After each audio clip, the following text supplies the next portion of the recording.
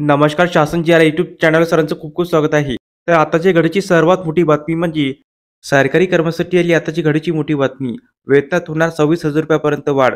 त्या संदर्भात व्हिडिओच्या माध्यमातून पूर्ण अपडेट सविस्तरपणे पाहणार चला सुरू करूया. सरकारी कर्मचाऱ्यांना नवीन वेतन आयोग लागू करण्यासंदर्भात आताची घडीची मोठी अपडेट समोर येत आहे. ती म्हणजे सरकारी कर्मचाऱ्यांना नवीन वेतन आयोग 2026 पासून लागू करण्याच्या अनुषंगाने केंद्र सरकारकडून तयारी केली जात असल्याची माहिती समोर येत आहे.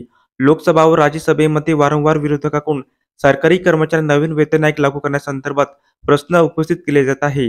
त्यामुळे नवीन वेतन आयोग लागू करण्याच्या अनुषंगाने सरकार देखील कामाला लागले आहे.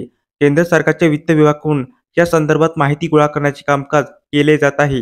दिनांक 1 जानेवारी 2026 पासून नवीन वेतन आयोग म्हणजेच 8वा वेतन आयोग लागू होणे नियोजित आहे. त्या अनुषंगाने निदान 2025 मध्ये वेतन आयोग समिती गठीत होणे आवश्यक आहे.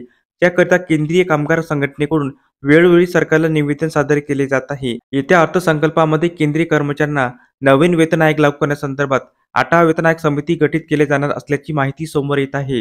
8वा वेतन आयोगामध्ये केंद्रीय कर्मचाऱ्यांना 3.68 फीडबॅक फॅक्टर प्रमाणे वेतनवाढ मिळणार आहे. त्यामुळे किमान मूळ वेतनातील वाढ ही 18,000 रुपये व 26,000 रुपये इतकी होणार आहे. त्यामुळे एकूण पगारात मोठी वाढ दिसून येणार आहे. तर अशा प्रकारे सरकारी कर्मचाऱ्यांना नवीन वेतन आयोग म्हणजेच 8वा वेतन आयोग लागू करण्यासंदर्भात अतिशय महत्त्वपूर्ण अपडेट या व्हिडिओच्या माध्यमातून आपण पाहिली आहे.